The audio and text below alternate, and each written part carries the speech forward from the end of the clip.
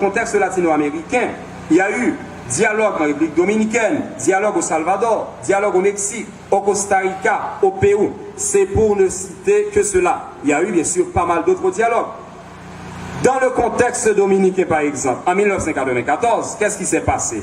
Il y a eu des élections comme en Haïti, et c'était des élections frauduleuses.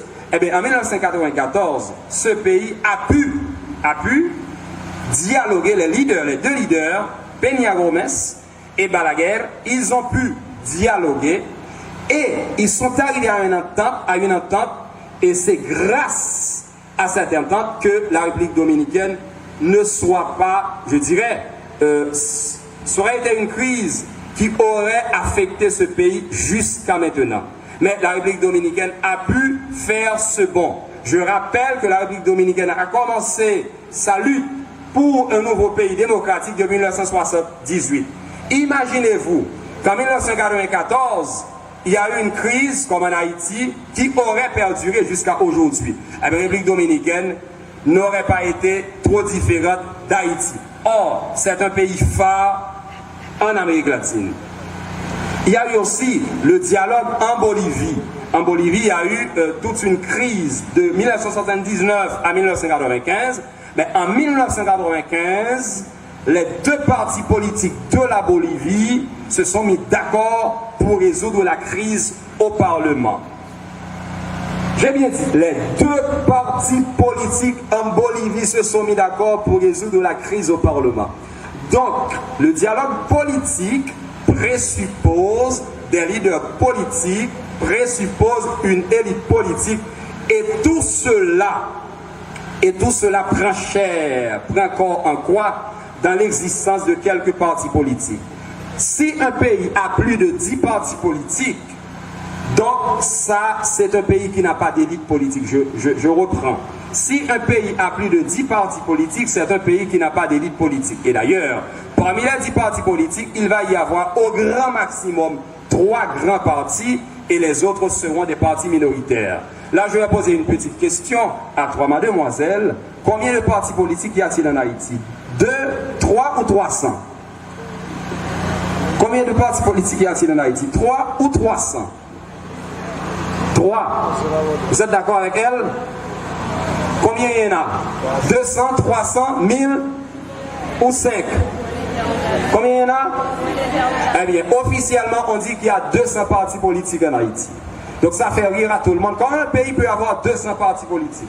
Si un pays a 200 partis politiques, cela veut dire que ce pays n'a pas d'élite politique. Et si le pays n'a pas d'élite politique, c'est comme un voilier sans gouvernail. Donc on ne peut aller nulle part du point de vue politique parce qu'on n'a pas de leader politique, on n'a pas d'élite politique. Voilà pourquoi on est tel qu'on est maintenant. Et il est bon de rappeler que deux factions politiques hétéroclites, deux factions politiques hétéroclites, soulignez le mot, hétéroclites, atomisées, ont voulu dialoguer, mais essaient de dialoguer depuis plusieurs années, ou du moins depuis 1 an. Mais jusqu'à présent, ça n'a donné aucun résultat. Je veux parler du gouvernement qui a eu un accord qu'on appelle l'accord du 11 septembre 2021. Il y a eu des partis politiques qui ont signé cet accord. Et ensuite, de l'autre côté, il y a eu un groupe qu'on appelle Montana qui a aussi signé un accord. Ces deux groupes-là devraient dialoguer pour arriver à ce que j'appellerais un accord final, un consensus pour faire avancer le pays.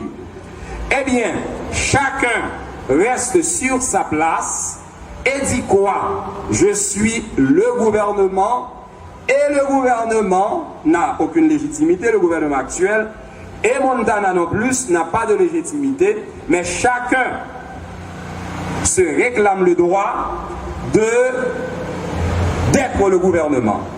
Donc, alors qu'aucune de ces deux factions n'a de légitimité. Elle devrait dialoguer pour arriver à un consensus. Malheureusement, il n'y a jamais eu de consensus, et d'ailleurs, il n'y a jamais eu de dialogue.